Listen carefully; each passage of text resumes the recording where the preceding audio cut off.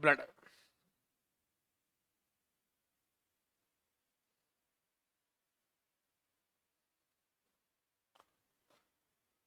रक्त में रुधिर कणिकाएं, रक्त में ब्लड कॉर्पोसेल्स, रुधिर कणिकाएं 3 प्रकार की होती हैं।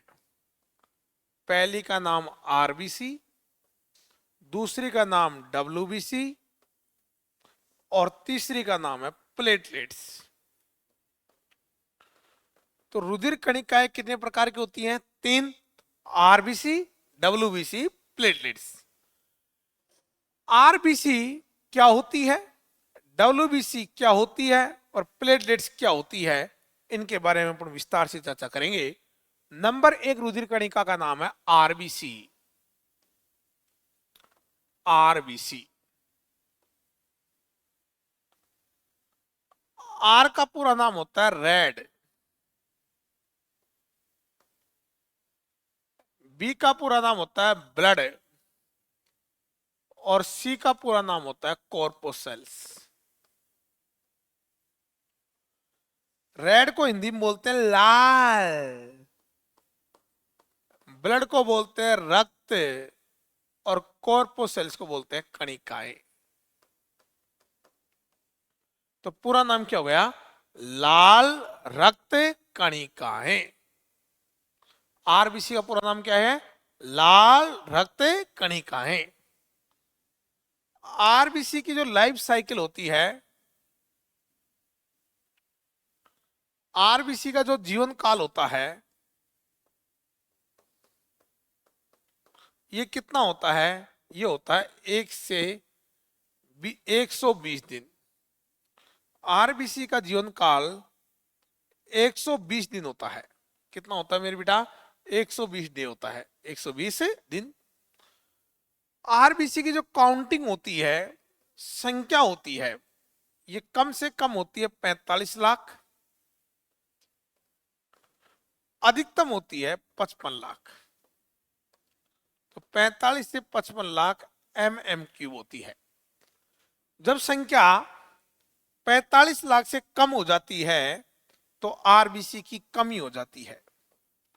जब संख्या 55 लाख से ज्यादा हो जाती है तो आरबीसी की वृद्धि हो जाती है। जब संख्या 45 लाख से कम हो गई तो इसकी कमी से एक रोग हो जाता है, उस रोग का नाम है एनीमिया। क्या नाम बेटा? एनीमिया। तो आरबीसी की कमी से कौन सा रोग होता है? एनीमिया। और आरबीसी की वृद्धि हो जाती है, इसकी वृद्धि से रोग होता है पोलीसाइटोमिया। पोलीसाइटोमिया। देखो, आरबीसी का जीवन काल 120 दिन, संख्या 45 लाख से 55 लाख, कमी से एनीमिया, वृद्धि से पोलीसाइटोमिया। यदि शरीर टूटा टूटा हो जाता है, कमजोर कमजोर हो जाता है, थका थका हो जाता है, वो किसका लक्षण है? एनीमिया। पोलीसाइटोमिया, जब त्वचा का रंग क्या हो जाए? लाल हो जाए, स्किन बिल्कुल रेड हो जाती है, टकाटक लाल हो जाती है, आंख लाल हो जाती है, किसका लक्षण है बेटा? पोलीसाइटोमिया। आरबीसी को इरिथ्रोसाइट भी कहते हैं। क्या कहते हैं? Erythrocyte. RBC called erythrocyte, RBC को इरिथ्रोसाइट भी कहते हैं।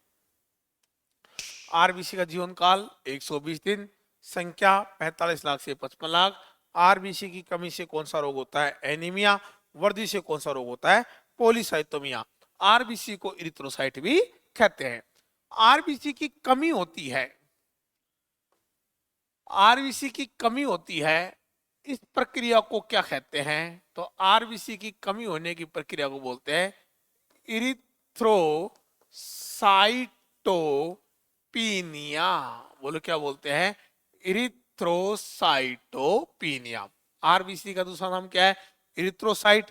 एक लड़की बोलती है पिया कम हो गई, तो आरबीसी की कमी होने की प्रक्रिया को इरिथ्रोसाइटोपिनिया कहते हैं। आरबीसी की जो वृद्धि होती है, इसकी वृद्धि होने की प्रक्रिया को क्या कहते हैं? इसकी वृद्धि होने की प्रक्रिया को बोलते हैं इरिथ्रोसाइटोसिस। क्या बोलते हैं? इरिथ्रोसाइटोसिस। तो आरबीसी की वृद्धि होने की प्रक्रिया को इरिथ्रोसाइटोसिस कहते हैं, कमी होने की प्रक्रिया को इरिथ्रोसाइटोपिनिया कहते हैं। हमारी जो आरबीसी होती है ना, इसमें हीमोग्लोबिन होता है। क्या होता है? हीमोग्लोबिन होता है। हमारी आरबीसी में हीमोग्लोबिन प्रेजेंट होता है। क्या होता है? हीमोग्लोबिन उपस्थित होता है। इस हीमोग्लोबिन का जो रंग होता है ये बैंगनी होता है। हीमोग्लोबिन का जो रंग होता है वो कैसा होता है? बैंगनी होता है। बैंगनी होता है। हीमोग्लोबिन का रंग बैंगनी होता है और इस हीमोग्लोबिन में एक धातु होती है, उस धातु का नाम होता है लोहा।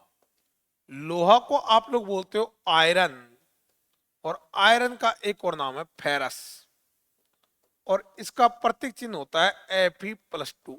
Fe+2। अब देखो आरबीसी का दूसरा नाम क्या है? इरिथ्रोसाइट। कमी होने की प्रक्रिया को इरिथ्रोसाइटोपिनिया, वृद्धि होने की प्रक्रिया को इरिथ्रोसाइटोसिस। इसमें हीमोग्लोबिन उपस्थित होता है। रंग कैसा होता है? बैंगनी। इसमें एक धातु पाई जाती है लोहा, आयरन, फेरस। प्रतीक चिन्ह क्या होता है? Fe+2। हीमोग्लोबिन की कमी हो जाती है तो हीमोग्लोबिन की कमी से भी रोग हो जाता है एनीमिया। कौन सा हो जाता है? एनीमिया। लोहा की कमी हो जाती है तो लोहा की कमी से भी कौन सा रोग हो जाता है? एनीमिया। इस हीमोग्लोबिन की मात्रा महिलाओं में, हीमोग्लोबिन की मात्रा महिलाओं में कितनी होती है? तो महिलाओं में होती है 12 से 14%। कितनी होती है? 12 से 14%। और जो पुरुष होते हैं, इन पुरुषों में हीमोग्लोबिन की मात्रा होती है 14 से 16%। महिलाओं में मात्रा है तो 12 से 14%, पुरुषों में मात्रा है तो 14 से 16%।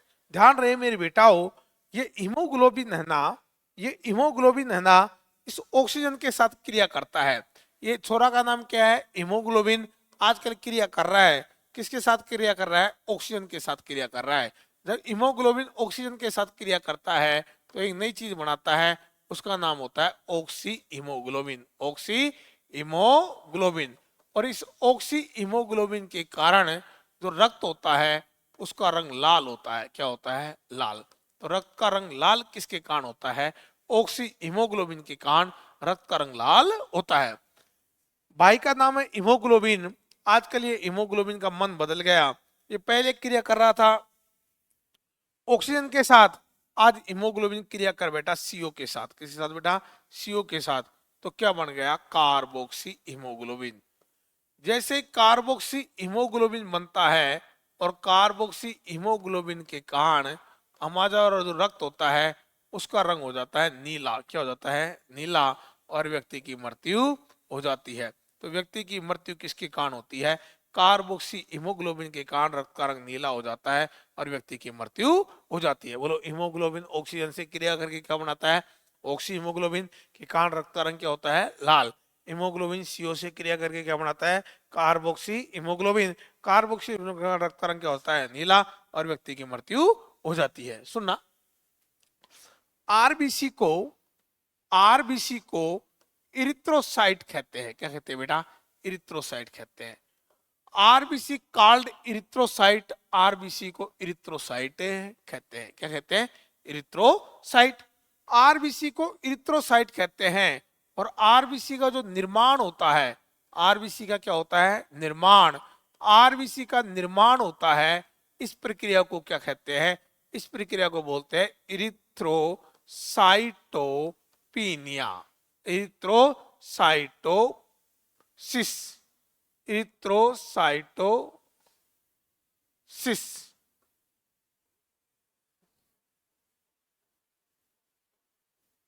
इरिथ्रो, आरबीसी के निर्माण क्रिया को बोलते हैं इरिथ्रोपोइसिस।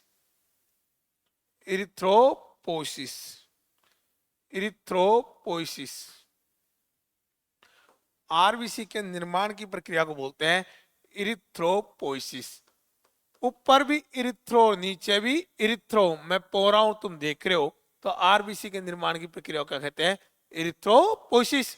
इसी का दूसरा नाम है, आरबीसी के निर्माण की प्रक्रिया का दूसरा नाम है हीमोपोइसिस। क्या नाम बेटा? हीमोपोइसिस। तो निर्माण की प्रक्रिया को इरिथ्रोपोइसिस भी कहते हैं तो हीमोपोइसिस भी कहते हैं। आरबीसी का निर्माण 72 घंटे में होता है। कितने घंटे में होता है? 72 घंटे में होता है। अब आरबीसी का निर्माण हो गया तो हम क्या करेंगे? गणना। क्या करेंगे? गणना। और आरबीसी की गणना एक मीटर से की जाती है। उस मीटर का नाम है हीमोसाइटोमीटर। कौन सा मीटर है? हीमोसाइटोमीटर। तो आरबीसी की गणना हीमोसाइटोमीटर के माध्यम से की जाती है। आरबीसी की काउंटिंग हीमोसाइटोमीटर के माध्यम से की जाती है। आरबीसी जो होती है इसका निर्माण, आरबीसी का निर्माण भ्रूणीय अवस्था में, कौन सी अवस्था में? भ्रूणीय अवस्था में यकृत में होता है। कहाँ होता है? यकृत में। यकृत को बोलते हैं लीवर। तिल्ली में होता है। कहाँ होता है? तिल्ली में। तिल्ली और पिलिया को बोलते हैं स्प्लीन। क्या बोलते हैं बेटा? स्प्लीन। तो आरबीसी का निर्माण भ्रूणीय अवस्था में यकृत, तिल्ली, पिलिया में होता है। ध्यान रहे, आरबीसी का निर्माण वयस्क अवस्था में कहाँ होता है? तो वयस्क अवस्था में होता है लाल अस्थि मज्जा। कहाँ होता है? लाल अस्थि मज्जा। लाल बोले तो रेड, अस्थि बोले तो बोन, और मज्जा बोले तो मैरो। तो लाल अस्थि मज्जा में होता है। हमारी जो आरबीसी होती है इसमें केंद्रक अनुपस्थित होता है। केंद्रक क्या होता है?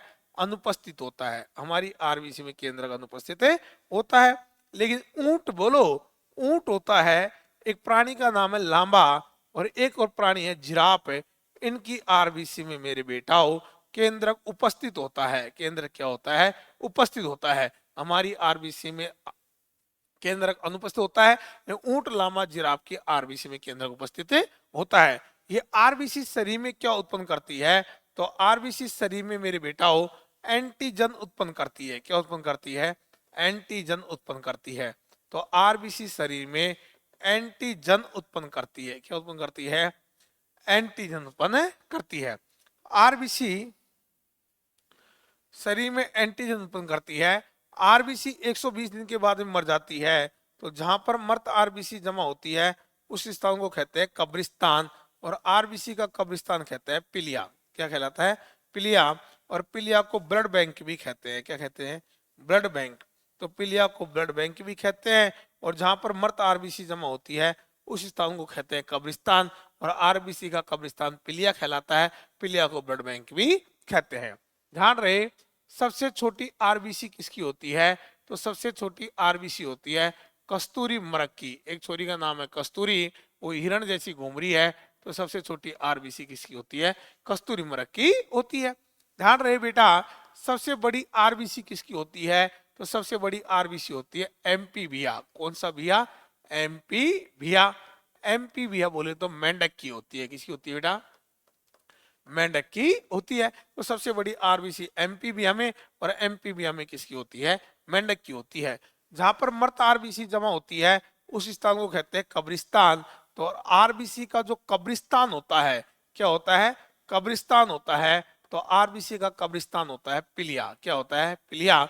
और इस पिलिया को ब्लड बैंक भी कहते हैं। क्या कहते हैं? Blood bank. तो पिलिया को आरबीसी का कब्रिस्तान भी कहते हैं, पिलिया को आरबीसी का ब्लड बैंक भी कहते हैं। आरबीसी और क्या काम करती है? तो आरबीसी रक्त का, आरबीसी वायु का, बोले तो ऑक्सीजन का, O2 का परिसंचरण करती है। आरबीसी ऑक्सीजन को शरीर को अंगों तक पहुंचाने का काम करती है। तो ऑक्सीजन का परिसंचरण करती है। आरबीसी और डब्ल्यूबीसी का अनुपात कितना होता है? तो आरबीसी और डब्ल्यूबीसी का अनुपात होता है 600 अनुपात 1। अर्थात हमारे शरीर में 600 आरबीसी होगी तो डब्ल्यूबीसी कितनी बनेगी? 1 बनेगी। मेरे बेटाओ, ये डब्ल्यू आरबीसी की जो संरचना होती है, क्या होती है? संरचना होती है आरबीसी की संरचना इस प्रकार की होती है। इसको बोलते हैं उभयावतल। क्या बोलते हैं? उभयावतल। उभयावतल। तो आरबीसी की संरचना उभयावतल होती है। कैसी होती है? उभयावतल होती है। ये आपका आरबीसी क्या हो गया? कंप्लीट हो गया। अब हम आगे चर्चा करेंगे नेक्स्ट डब्ल्यूबीसी की। थैंक यू, धन्यवाद।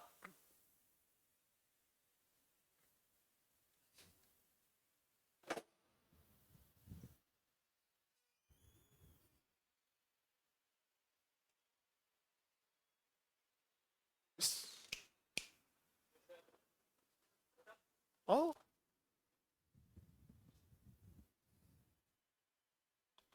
खींचना ही था। देखो यहाँ को लिखाना थोड़ी सा, देख लो। टका टक